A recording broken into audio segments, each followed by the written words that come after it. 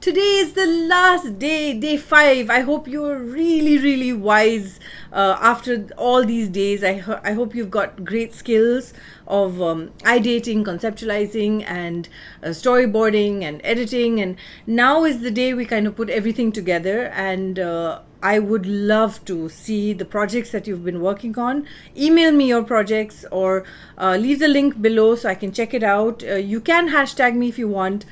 Yeah, I mean, why not? But that's not vital for me. You learning is and me being able to teach you something is far more valuable. So thank you for watching this before you've watched it, and let's get started, and I will catch you in the end of the video.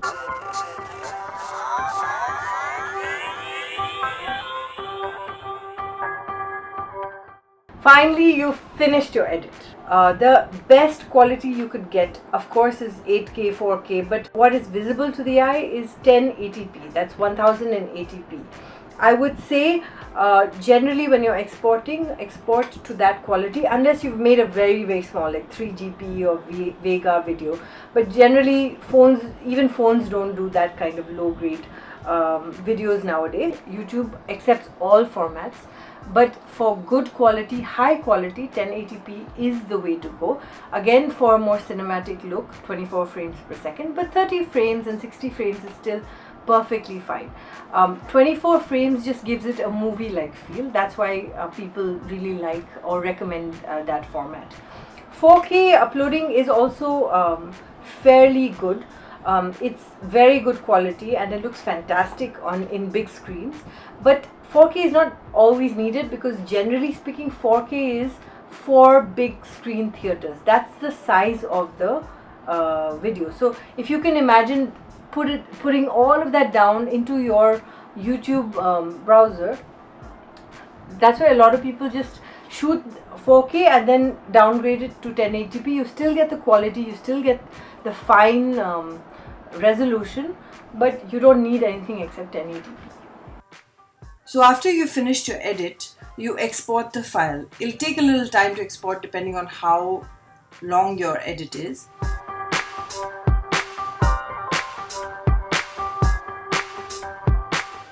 After it's exported, a window will pop up with your video playing.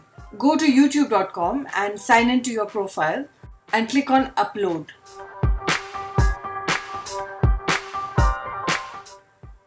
Find the exported file in your folder, which you have organized very well. Drag and drop that video onto the upload window. It will automatically start uploading your video. So now you're publishing your video, and there are many things you can do while you're waiting to publish your video. You will be able to see the percentage of uploading that is happening and how long your upload will take depending on your internet speed. It will also prompt you to write the description. YouTube automatically takes the name of your file to the name of the video, but you can change that as well if you change your mind about what you would like to call your video. Then you click on description and you write a small description about your video. Below that you write tags, whatever tags. So normally you find keywords to publicize your video, like for example, if I'm doing a video on a dog hostel, then I will definitely tag dog, dog hostel, dog care. So different tags will go on this. Because I'm uploading a video on YouTube, I'm writing YouTube, filmmaking, editing softwares. So those are the words that I'm tagging. So you find tags that are suiting you. Now, one of the biggest things that really can get a lot of people engaging with your videos and watching your videos is thumbnailing. So thumbnailing basically is a photograph that you create or upload, or YouTube chooses that for you as well. A lot of times people change their thumbnail according to what they would like to. So they put a titling, they put some clickbaits. So clickbait is basically completely misleading people about the content of your video, and your content of the video is totally different. I'm sure you've seen a lot of those videos, but generally what happens with thumbnailing is that it is when you click on a video, that's the first thing you see. You see the photograph of what the video encompasses. But what happens is, if you want to control your thumbnail, like a lot of times I make my thumbnail while I'm publishing my video, because I have a font I'd like to stick. I'd like my channel to look consistent. I mean, I didn't do it earlier, but now I've started wanting to give it a more consistent look. So I write what the topic is. I write what number the episode is, and I write what my channel is. So I write that all in my thumbnail with a very beautiful picture. So thumbnail is basically something to attract people onto your video. So you can put a text, you don't have to put a text, you can put a cartoon, you can put whatever you want. In the bottom of the video they'll give you an option of custom thumbnail. So if you click on that and you've made your thumbnail and saved it on your desktop, it often happens from the computer, not your phone. So uploading from the phone, the problem is you don't have these kind of options that I'm going to talk about. So this is primarily for when you upload from a desktop computer. So with thumbnail and text, if you choose to opt for a customized thumbnail and text, you take a picture. So you generally, what I do is I take a screenshot of my video and just add some text on it. I design my own thumbnail. The way I design it is on Over. There's an app on the phone which I normally go to, and it gives you a YouTube thumbnail setting, and in that you just put whatever elements. A good thumbnail attracts people to your content. It really encompasses what you're saying in your content.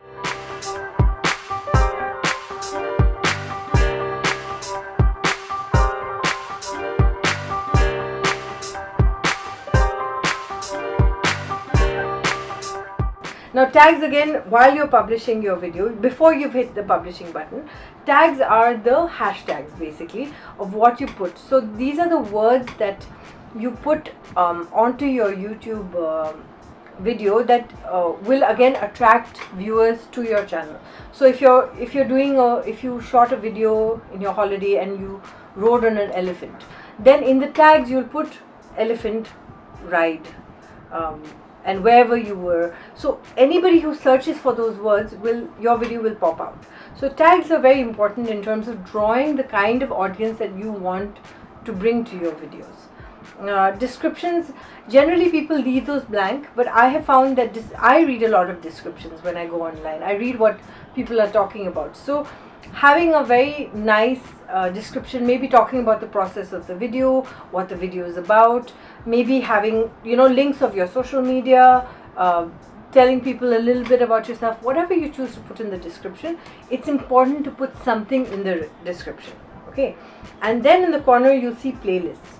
Now playlists are very important. People don't realize this, but playlists are really important, because if a person is, like, for example, I've done a series on Bhutan, so I want people to find my series on Bhutan. So I've made a playlist called Bhutan. So now when anyone searches for Bhutan, with all the videos on YouTube on Bhutan, my playlist pops up, and that will give a series of my videos, not just one video.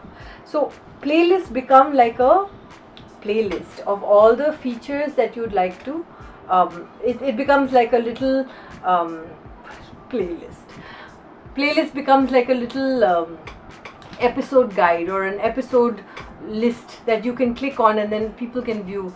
So playlists are essentially great to streamline audiences into your channel, to also make them know and understand what you're talking about. Like if you go on anybody's playlist, you'll see what they're about.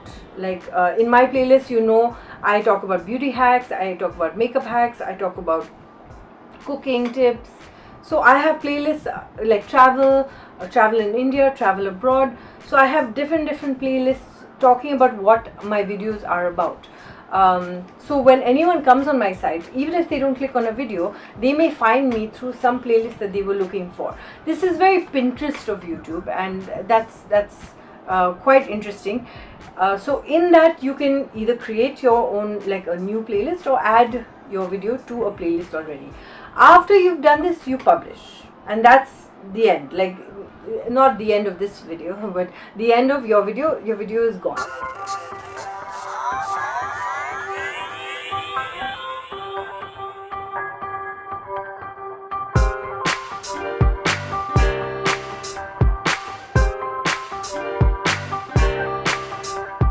After it's published and it's uploaded, you will of course get a link, it'll pop up.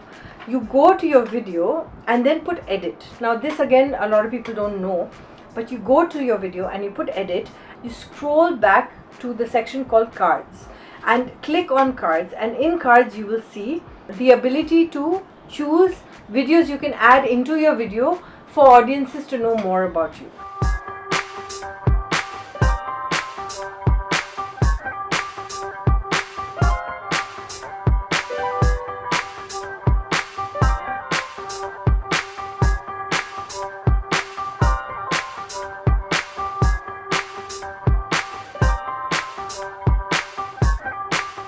Cards and annotations both are elements that you must check out, because these are really more advanced features and again engaging your audience.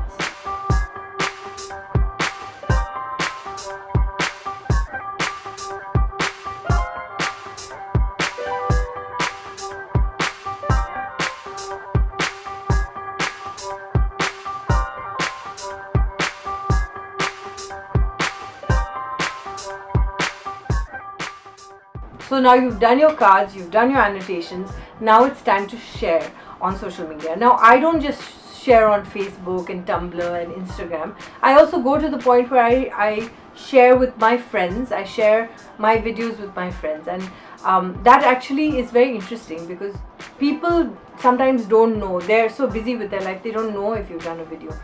Sharing on social media is really important. It's your way of getting it out, the news out, that you have posted something on YouTube, whether it's Facebook, whether it's Tumblr, whether it's Instagram, or whether it's even WhatsApp or email.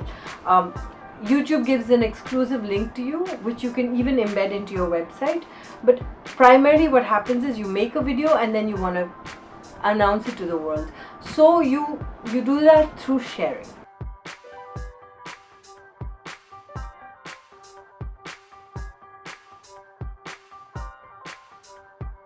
So that's the YouTube course from start to finish, from conceptualizing to storyboarding to shooting to editing to uploading to cards and annotation. But one thing I will leave you with is that never stop learning. This is a great step that you've taken to enroll in this course. But it isn't just that. Look at, find out your YouTube favorites, learn new skills. If you feel like I've said something which is so interesting and you want to learn more about it, don't stop, always learn. I have been editing for so many years, more than a decade. I've been doing camera for more than a decade, but every single day I feel like I learn something new. Technology changes, everything is changing around us, and we need to keep up to date with all the trends. So keep watching videos, keep enrolling in courses, and yeah, like, do let me know if you enjoyed this, and write me a review if you want.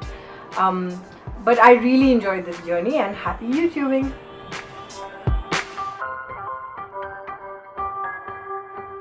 So that was all the 5 days of learning. I hope you've taken a lot of gyan that I've given over all these years that I have been in print or TV or production, that I have accumulated into this course. I hope it really helped you.